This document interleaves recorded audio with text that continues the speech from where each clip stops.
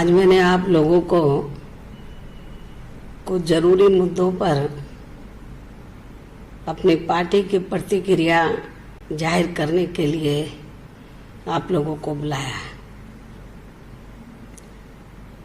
और इस संबंध में मैं ये कहना चाहूँगी कि देश में पिछले कई महीनों से फैली कोरोना महामारी के चलते हुए इसके पीड़ितों का इलाज कराने व इनको अलग से ठहराने की व्यवस्था आदि करने के मामले में भी केंद्र व राज्य सरकारों की अनेकों रही कमियों को खास ध्यान में रखकर ही अब हमारी पार्टी ने ये फैसला लिया है, जिसकी आज मैं घोषणा भी कर रही हूँ कि उत्तर प्रदेश में बीएसपी की सरकार बनने पर उत्तर प्रदेश में इस बार बीएसपी की सरकार बनने पर विशेषकर ब्राह्मण समाज के आस्था एवं स्वाभिमान के खास प्रतीक माने जाने वाले परशुराम तथा अन्य सभी जातियों व धर्मों में जन्मे महान संतों,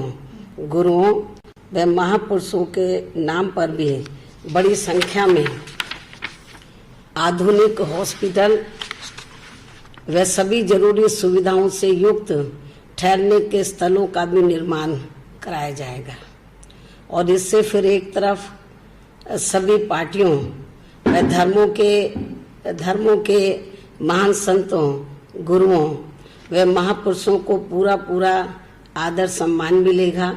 तो वहीं दूसरी तरफ कोरोना जैसी आगे अन्य और भी भयानक बीमारी के फैलने पर फिर वर्तमान की तरह खासकर उत्तर प्रदेश की जनता को कोई ज़्यादा परेशानी भी नहीं आएगी। हालांकि इस मामले में हमारी पार्टी कुदरत से यही प्रार्थना करती है, कामना करती है कि कोरोना जैसी अन्य और महामारी अब आगे अपने देश में फिर से कभी भी ना यहाँ आए।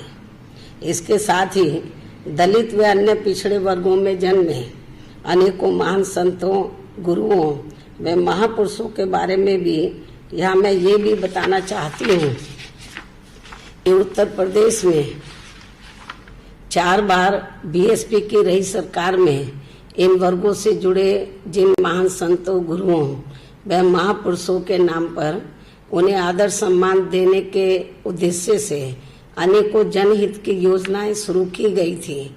साथ ही कुछ जिलों के नाम भी रखे गए थे। तो उन्हें फिर अधिकांश सपा सरकार ने अपनी जातिवादी मानसिकता व द्वेष की भावना के चलते हुए बदल दिया था, जिन्हें फिर बीएसपी की सरकार के बनते ही तुरंत बहाल कर दिया जाएगा। जबकि इनका लिया गया ये फैसला अति शर्मनाक व अति निंदनीय भी था। और इसके साथ इससे इनकी यानी कि समाजवादी पार्टी की व इनके मुखिया की दलित एवं अन्य पिछड़ा वर्ग विरोधी मानसिकता होने को भी काफी कुछ दर्शाता है। और अब ये पार्टी ब्राह्मण समाज के वोटों के खातिर, खासकर ब्राह्मण समाज के वोटों के खातिर अपने राजनीतिक स्वार्थ में परशुराम की ऊंची प्रतिमा लगाने की भी बात कर रही है। लेकिन इस मामले में हमारी पार्टी का सपा को ये भी कहना है कि यदि इनको वास्तव में इनकी प्रतिमा इनके सम्मान में लगानी भी थी तो इनको इसे अपने पूर्व के रहे शासनकाल में ही लगा देना चाहिए था। जो अब ये चुनाव होने के नज़दीक लगाने की बात कर रहे हैं, इससे साफ जाहिर हो जाता है कि अब इनकी यानी कि सपा की हालत प्रदेश में बहुत ज़्यादा खराब हो रही है। और अब ऐसे में तो ब्राह्मण समाज इनके साथ कतई भी जाने वाला नहीं है।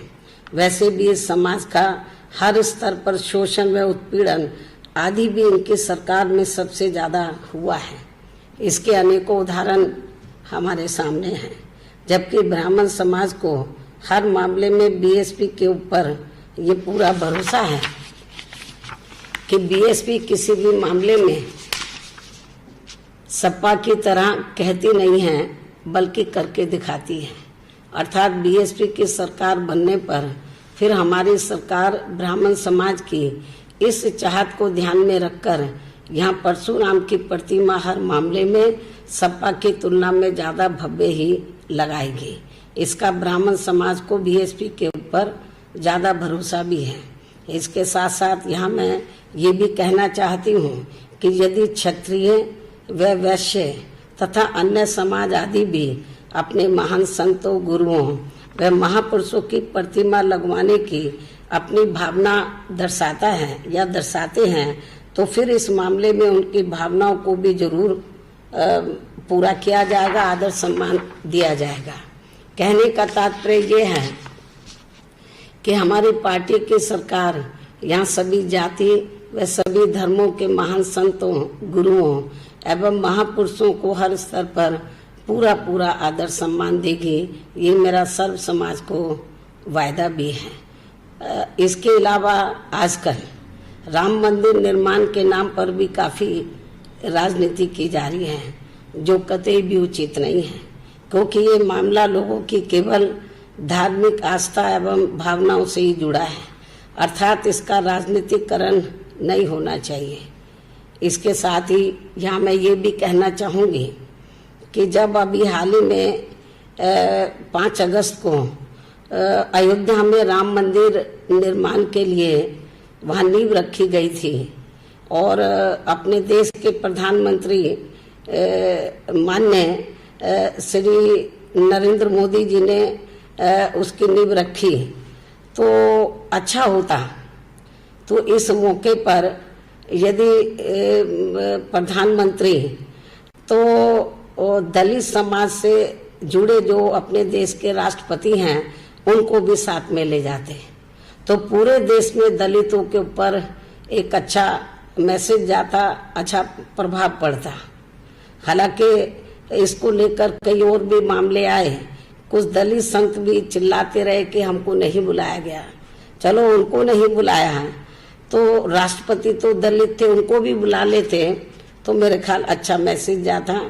तो ये भी मैं इनको कहना चाहती हूँ। वैसे भी इस संदर्भ में हमारी पार्टी का ये मानना है कि अयोध्या में केवल राम मंदिर का निर्माण करने से व राम राज्य के कोरे गुणगान आदि करने से ही यहाँ उत्तर प्रदेश व पूरे देश की जनता का भला होने वाला नहीं है, बल्कि इसके साथ साथ केंद्र व खासकर उत्तर प्रदेश राज्य सरकार को उनके बताए हुए रास्तों पर ही चलना होगा। अर्थात उनकी सोच व कार्यशैली पर भी इन्हें अमल करना होगा। जैसा कि कानून व्यवस्था के मामले में अब पूरे तौर से यूपी में यहाँ जंगल राज बन चुका है और यदि सही मायने में यूपी की गवर्नमेंट ये चाहती है कि वहाँ पे राम राज्य आए, तो जो इतिहास ये बताता है कि राम राज्य में तो ऐसा जंगल राज नहीं था जैसा कि वर्तमान में श्री योगी की सरकार में हमें जंगल राज देखने के लिए मिल रहा है। हर प्रकार का अपराध चरम सीमा पर है, ये भी किसी से छिपा नहीं है। और इस मामले में विशेषकर यूपी की वर्तमान भाजपा सरकार को ज्यादा ध्यान देने की जरूरत है। बीएसपी की इनको ये खास सलाह भी है, जबकि बीएसपी के मामले में ये बात सर्वविदित है कि बीएसपी जो कहती है तो उस पर अपनी पूरी ईमानदारी व निष्ठा से अमल भी करती है। उदाहरण के तौर पर जब उत्तर प्रदेश में सन 2007 में विधानसभा के आम चुनाव हुए थे तो तब उस चुनाव में दलितों, पिछड़ों व धार्मिक अल्पसंख्यकों के साथ साथ खासकर मुस्लिम व अन्य धार्मिक अल्पसंख्यकों के साथ साथ अपर कास्ट समाज में से विशेषकर ब्राह्मण समाज ने भी अधिकांश अपना वोट बीएसपी को ही दिया था। तो उनको फिर और इतना ही नहीं, जब हमको ये लगा कि हमको सर्व समाज ने वोट दिया है और अपर कास्ट समाज में से ब्राह्मण समाज ने बड़े पैमाने पर सन 2007 में जो असेंबली का चुनाव हुआ था हमें वोट दिया है, तो उनको फिर हमने, यानी कि ब्राह्मण समाज को फिर हमने अपनी पार्टी व सरकार में भी उन्हें हर स्तर पर उचित प्रतिनिधित्व भी दिया था। इसी प्रकार हमने क्षत्रिय समाज व अन्य सभी समाज को भी हर मामले में उचित भागीदारी दी थी, और खासकर दलितों, अन्य पिछड़े वर्गों एवं मुस्लिम व अन्य धार्मिक अल्पसंख्यकों के हितों का तो हर मामले में हर स्तर पर प्राथमिकता के आधार पर हमने पूरा ध्यान रखा था, और इनके विकास व उत्थान के लिए हमने अनेकों महत्वपूर्ण फैसले लिए। हालांकि उस चुनाव में विशेषकर ब्राह्मण समाज को कांग्रेस, सपा व बीजेपी ने भी गुमराह करने की पूरी कोशिश की थी, जिनके शासनकाल में इस समाज का हर स्तर पर सबसे ज्यादा शोषण व उत्पीड़न किया गया था, और बीजेपी के वर्तमान शासनकाल में तो इनका अभी भी काफी ज्यादा शोषण व उत्पीड़न आदि हो रहा है। और इतना ही नहीं, बल्कि कानपुर विकास दुबे कांड की आड़ में अब तो पूरे उत्तर प्रदेश में यहाँ समूचे ब्राह्मण समाज का हर स्तर पर काफी ज्यादा शोषण व उत्पीड़न आदि किया जा रहा है, जो किसी से छिपा नहीं है। जबकि हमारी पार्टी व सरकार दूसरी पार्टियों, जबकि हमारी पार्टी व हमारी यहाँ सरकार, हमारी पार्टी की रही सरकार दूसरी पार्टियों की तरह अपने राजनीतिक स्वार्थ में किसी भी समाज के साथ मुंह में राम व बगल में छुरी की तरह बर्ताव नहीं करती है। सबको एक नजर से देखती है, जो गलत है उनके खिलाफ कार्रवाई करती है, जो सही है तो उसके खिलाफ कार्रवाई नहीं करती है। अपने राजनीतिक स्वार्थ में तो जो सही लोग हैं तो उनके साथ किसी भी प्रकार का अन्याय नहीं करती है, जैसा कि अब हमें देखने के लिए मिल रहा है। बात तो हम बड़ी करते हैं, लेकिन काम उल्टा करते हैं, तो ये भी ठीक नहीं है। तो मैं इस बात को फिर दोहराना चाहती हूँ, जबकि हमारी पार्टी व सरकार दूसरी पार्टियों की तरह अपने राजनीतिक स्वार्थ में किसी भी समाज के साथ मुंह में राम व बगल में छुरी की तरह बर्ताव नहीं करती है, बल्कि परम पूज्य बाबा साहब डॉक्टर भीमराव अंबेडकर द्वारा निर्मित भारतीय संविधान के मुताबिक चलकर ही सबको न्याय दिलाने की बात करती है। और इतना ही नहीं, बल्कि बीएसपी की सरकार बनने पर सर्वजन हिताय व सर्वजन सुखाय की नीतियों पर आधारित ही सरकार चलाती है। और अब अंत में मैं यही कहना चाहूंगी कि ये कुछ जरूरी बातें आज मैंने मीडिया के जरिए विशेषकर यूपी की जनता को सावधान करने के उद्देश्य से इसलिए रखी है, क्योंकि यूपी में अब विधानसभा चुनाव का समय भी काफी नजदीक आता जा रहा है, ताकि इस चुनाव में फिर जनता अपना वोट किसी भी प्रकार की भावनाओं में बहकर ना करे, तथा अपने हितों में आजमाई हुई पार्टी को ही अपना वोट करें, यानी कि वोट दें, अर्थात बीएसपी को ही अपना वोट दें, क्योंकि बीएसपी की कथनी करने में कभी भी उत्तर प्रदेश की जनता को अंतर देखने के लिए नहीं मिला है। जो कहती है उसके ऊपर पूरी ईमानदारी निष्ठा से अमल करती है। तो इसलिए एक ही पार्टी है उत्तर प्रदेश में बीएसपी, तो जो सर्व समाज के हितों का तो उनके डेवलपमेंट के मामले में पूरा ध्यान रखती है। विभिन्न क्षेत्रों में जो लगे लोग हैं तो उनके हितों का पूरा ध्यान रखती है, चाहे मजदूर है, किसान है, व्यापारी है या अन्य क्षेत्र में लगे लोग, अन्य मेहनत कश जो लोग हैं उनके हितों का पूरा ध्यान रखती है। और कानून व्यवस्था के मामले में तो हमारी पार्टी की सरकार किसी को भी बकसती नहीं है। यदि हमारी पार्टी का भी आदमी कोई कानून अपने हाथ में लेता है तो उनके खिलाफ सख्त से सख्त कार्रवाई करती है। यही मुख्य वजह रही कि उत्तर प्रदेश में मेरी चारों हुकूमतों के दौरान तो उत्तर प्रदेश की जनता को वहां कानून का राज देखने के लिए मिला। लेकिन बीएसपी के जगह पर जब दूसरी पार्टी पावर में आती है तो वो अपनी पार्टी, उनकी पार्टी में जो क्रिमिनल एलिमेंट्स होते हैं तो उनको वो बचाती है, और जो दूसरी पार्टियों में होते हैं उनके खिलाफ कार्रवाई करती है। तो ठीक है, चाहे कि दूसरी पार्टी में हो या उनकी पार्टी में हो, उनके सबके खिलाफ कार्रवाई होनी चाहिए।